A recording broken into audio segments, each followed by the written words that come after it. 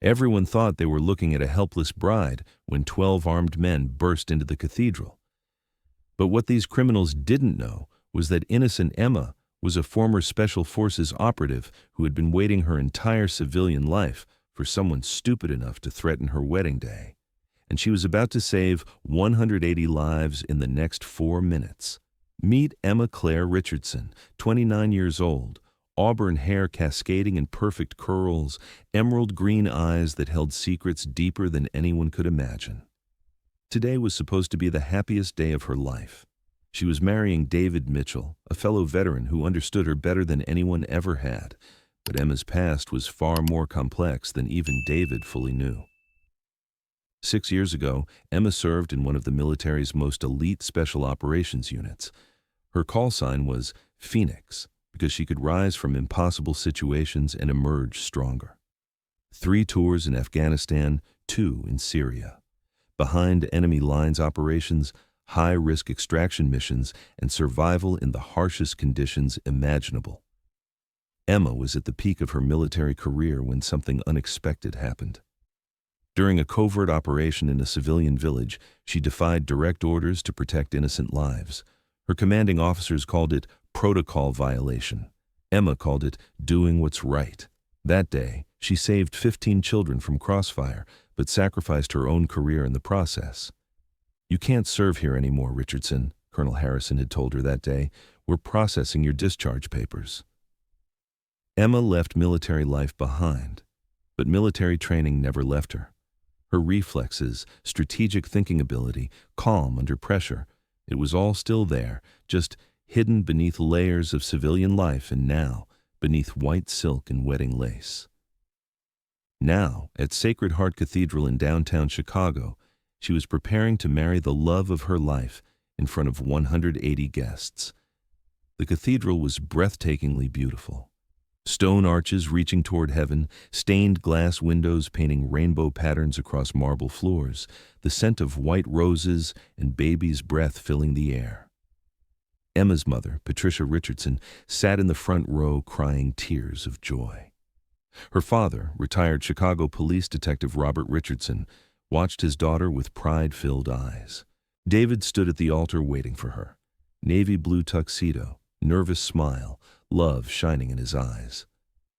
As Emma walked down the aisle, everything felt perfect. The string quartet played Pachelbel's canon, her cathedral train flowed behind her like liquid moonlight, and every step brought her closer to forever. Father Michael O'Connor had already begun the ceremony. "Dearly beloved, we are gathered here today to witness the union of Emma Claire Richardson and David James Mitchell in holy matrimony." That's when the massive oak doors at the back of the cathedral burst open with explosive force. 12 men entered. Black tactical masks, military-style clothing, assault weapons. The leader was tall and broad-shouldered, carrying what Emma immediately identified as an AR-15. His voice was artificially distorted by a voice modulator. "Nobody move," he shouted, his voice echoing off the cathedral's stone walls. "This is business. Stay quiet, stay still, nobody gets hurt." The cathedral erupted into panic instantly. Guests screamed, diving behind wooden pews, some trying to crawl toward side exits. Emma's mother fainted. Her father instinctively reached for a weapon that wasn't there, his police training kicking in. "Back off, old man." The leader pointed his weapon at Emma's father. "Everyone here is going to empty their pockets, remove their jewelry, and hand over their valuables. This is a robbery, not a massacre, unless you make it one." Emma stood frozen at the altar, but appearances were deceiving. Her stillness wasn't fear, it was assessment. Her mind had automatically shifted into tactical mode, years of special forces training engaging like muscle memory. 12 hostiles. Leader with AR-15, 30-round magazine, finger on trigger but not in firing position. 2 men by the entrance covering exits with MP5 submachine guns. 3 men moving down the left side aisle, armed with Glock 19s. 2 men positioning at the right transept, both carrying shotguns.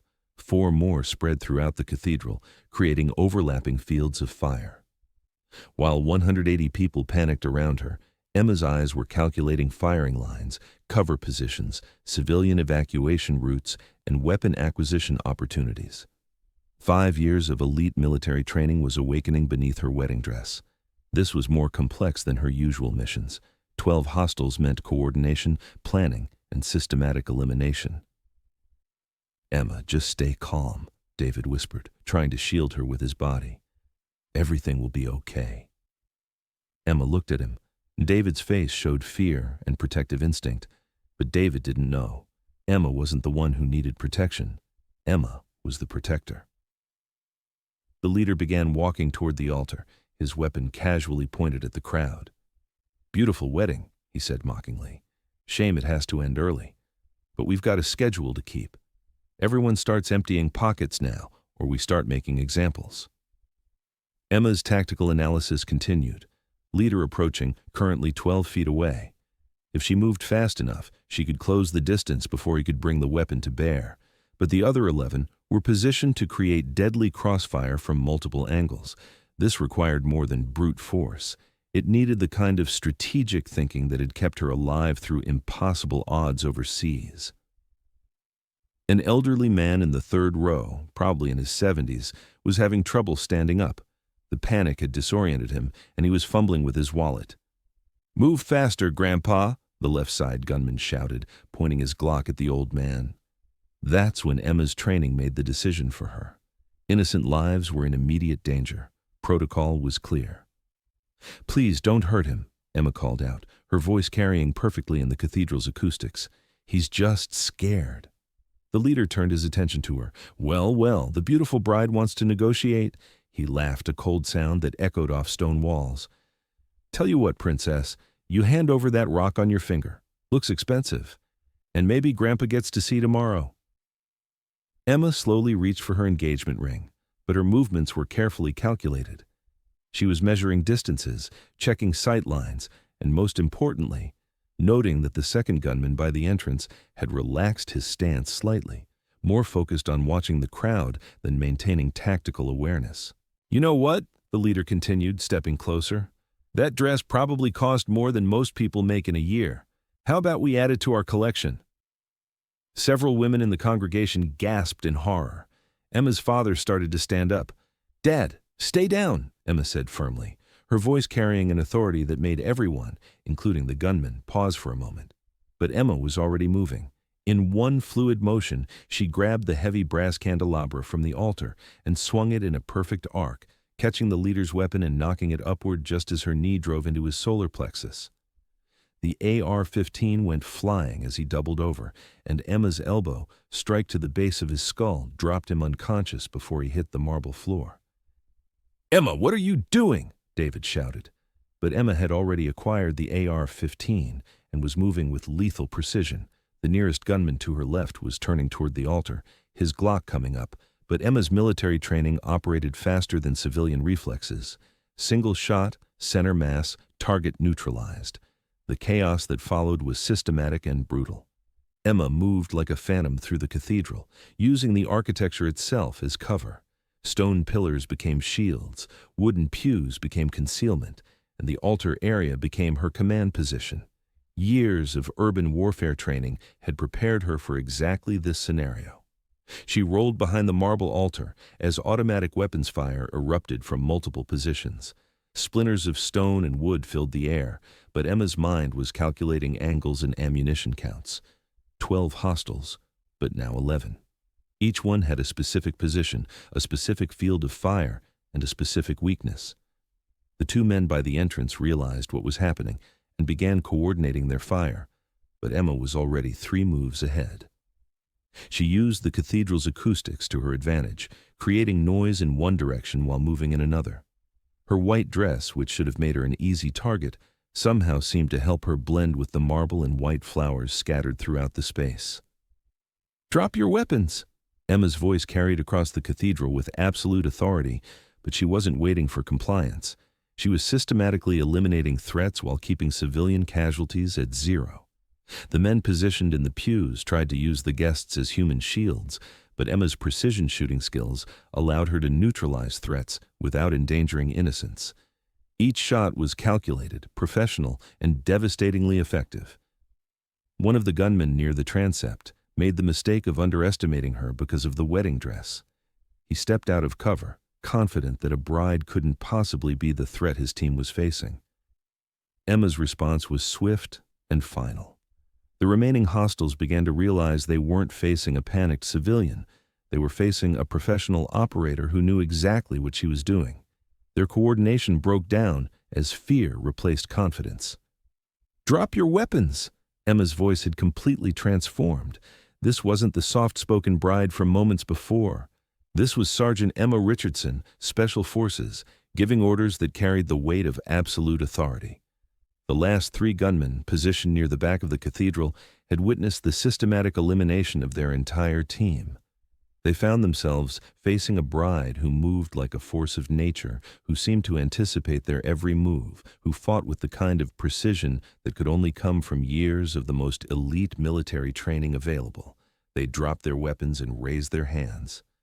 "We surrender," one of them shouted. "Don't shoot." Emma kept her weapon trained on them while scanning for any additional threats. "Face down on the floor, hands behind your heads, all of you, now." Total elapsed time, 4 minutes and 12 seconds. 12 armed men neutralized, 180 civilians safe. The cathedral fell into shocked silence. 180 people stared at Emma in complete disbelief. She stood there in her perfect white dress, holding an assault rifle with professional competence, her hair still perfectly arranged, her makeup flawless. Emma engaged the weapon's safety and set it down carefully. She took a deep breath and turned to address the congregation. "Is everyone all right?" she asked, her voice returning to its gentle, caring tone. Her father, Detective Robert Richardson, stood up slowly, his face showing professional recognition of what he'd just witnessed. "Emma, sweetheart, how did you?"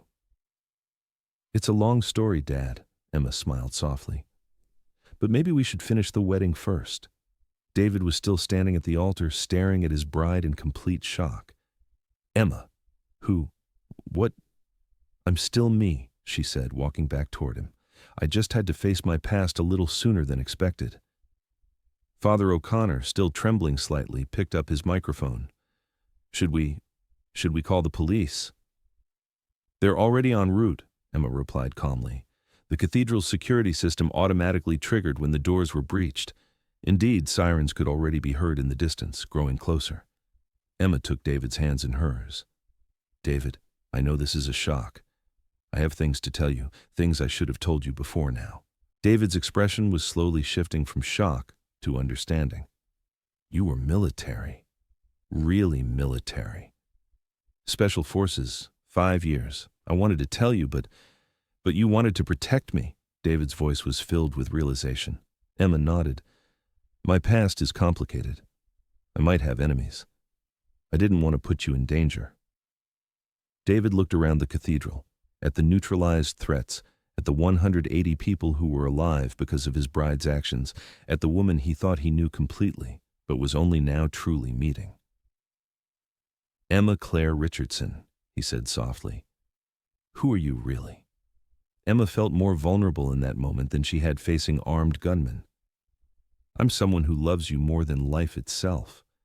But I'm also someone who took an oath to protect innocent people, and that oath doesn't expire when you leave the service." The sirens were getting very close now. Father O'Connor cleared his throat and approached his microphone again. "Given the unusual circumstances, perhaps we should complete the ceremony before the authorities arrive." A voice from the congregation called out, "Yes, finish the wedding." It was Emma's mother, Patricia, who had recovered from her faint and was now standing with tears of pride in her eyes. "That's my daughter," she called out. "That's my brave, beautiful daughter." The entire cathedral erupted in applause. Emma felt her cheeks burn with embarrassment. She'd spent her entire military career operating in secret. Now she was exposed in front of 180 people. David stepped closer to her. "Emma Richardson, will you marry me? All of you. The bride, the soldier, the protector, the woman I love." Emma felt tears forming in her eyes for the first time that day. "David Mitchell, as long as you understand that this comes with some unique challenges. Yes. Challenges? David laughed. You just saved our entire wedding. I think I can handle a few challenges. Father O'Connor raised his voice over the approaching sirens. Then by the power vested in me, and under these most extraordinary circumstances, I pronounce you husband and wife. David, you may kiss your bride. As they kissed, the cathedral exploded in cheers and applause. The doors opened, and Chicago PD tactical officers began streaming in, but they found a wedding celebration instead of a hostage situation. Detective Lieutenant Sarah Chen, leading the tactical response, surveyed the scene with professional amazement.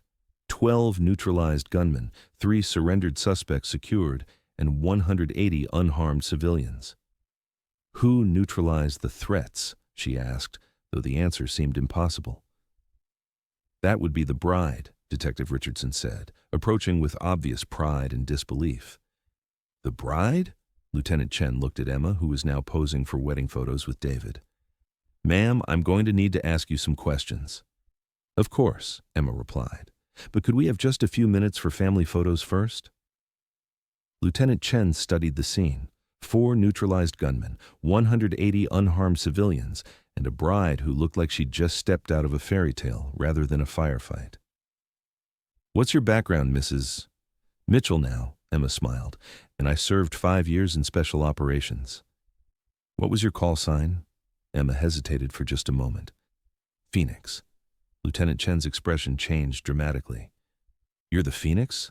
The one from Operation Desert Storm? Emma nodded reluctantly. Holy. Chen caught herself. Ma'am, you're a legend. They teach your tactics at the academy. Emma blushed deeply. I'm just a newly married woman now. And an amazing wife, David added, putting his arm around her. The reception that evening was unlike any wedding party in Chicago history. Guests couldn't stop talking about what they'd witnessed, and several news crews had gathered outside the hotel. But Emma only wanted to dance with her husband. Any regrets? She asked as they swayed to their first dance. About marrying a woman who could probably take down half the Chicago Bears single-handed? David grinned. Not a chance. I'm not exactly the normal quiet wife you thought you were getting. David stopped dancing and looked into her eyes. Emma Claire Mitchell. You saved 180 lives today. You protected everyone I care about. You're brave, skilled, compassionate, and deadly when necessary. Normal is overrated. That night, as Emma hung up her wedding dress, she looked at herself in the mirror. For 6 years, she'd hidden who she really was. Today, she hadn't chosen to reveal herself. Circumstances had forced her hand. But maybe that was exactly what needed to happen. She was still the woman who loved David with all her heart. She was still the daughter who wanted to make her parents proud. But she was also Phoenix, protector, warrior, guardian, and maybe, just maybe, she could be all of those things at once. The next morning, Emma and David read the newspapers together before leaving for their honeymoon. The headline read, Bride single-handedly stops armed robbery, saves 180 wedding guests. The subheadline, Former Special Forces operative Emma Mitchell neutralizes 4 armed men during her own wedding ceremony. Emma folded the newspaper and looked at David. Well, there's no hiding anymore. Good, David said, kissing her forehead. I married the real you, all of you. Later that morning, as they prepared to leave for their honeymoon in Hawaii, Emma received an unexpected visitor. A man in a military uniform stood at their door. Mrs. Mitchell, I'm Colonel James Harrison. Emma stiffened slightly. This was her former commanding officer, the man who had processed her discharge. Colonel, she said formally. I came to apologize, he said simply, and to tell you that what you did 6 years ago, protecting those children, it was the right call. Command has since acknowledged that. We were wrong to let you go. Emma felt a weight she'd carried for years begin to lift. Thank you for saying that, sir. There's something else, Colonel Harrison continued. The Army would like to offer you a consulting position, training the next generation of Special Forces operators, part-time civilian contract, your own terms. Emma looked at David, who nodded encouragingly. I'll consider it, she said. That's all we can ask. And Mrs. Mitchell, thank you for your service, all of it, including yesterday. As they drove away toward the airport, Emma reflected on how much her life had changed in just 24 hours. She'd started the day as Emma Richardson, former soldier trying to live a quiet civilian life. She was ending it as Emma Mitchell, wife, protector, and someone who no longer had to hide who she really was. Penny, for your thoughts, David asked as they sat in the airport terminal. Just thinking about how sometimes life forces us to be who we really are, whether we're ready or not. And who are you really, Mrs. Mitchell? Emma smiled, looking at her wedding ring next to the simple band David had placed there just yesterday. I'm someone who believes in protecting the people I love. Someone who thinks actions matter more than words. Someone who's learned that strength and love aren't opposites, they're partners. Perfect, David said. That's exactly who I fell in love with. As their plane lifted off toward Hawaii, Emma looked down at Chicago growing smaller below them. Somewhere down there, 180 people were going about their lives because she'd been willing to be who she really was when it mattered most. Sometimes the most important moments in our lives happen when we stop hiding and start embracing everything we are. Emma's moment had come wearing a white silk dress, holding an AR-15, surrounded by the people she loved most. And in that moment, she had learned the most important lesson of all. Being strong enough to protect others and being vulnerable enough to love deeply aren't contradictions. They're the same courage, expressed in different ways. The bride who saved 180 lives became the wife who understood that real strength comes not from hiding who you are, but from having the courage to be everything you are, all at once. Thanks for watching. If you like this video, you can subscribe to see more incredible stories like this one.